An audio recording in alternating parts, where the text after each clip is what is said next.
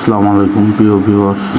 এই হলো আমার বাজিগারের ছেলের নতুন বাচ্চা দুইটা, যে দুটা নিয়ে এতদিন আমি অনেক কষ্ট করছি, বড় হয়ে গেছে।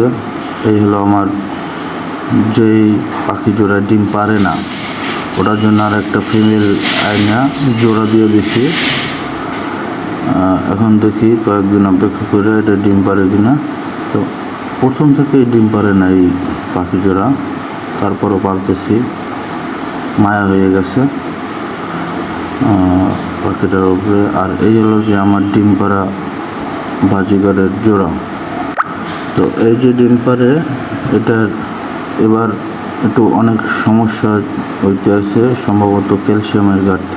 5টা ডিম পারছে, 5টা ডিমের মধ্যে একটা ডিম পেটে আটকে গেছে, তো ওটা ভেঙে বের করার লাগছে।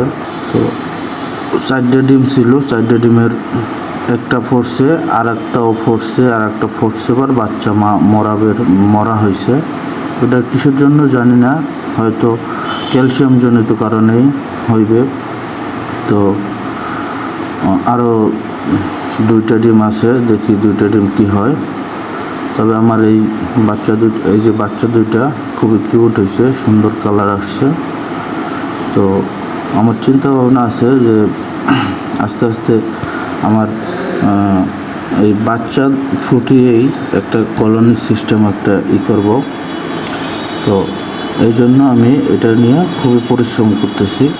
চাকরি বাকরির পাশাপাশি এই পরিশ্রমটা অবশ্য হয় না, তারপরও করতেছি এবং সফলও পাইতেছি।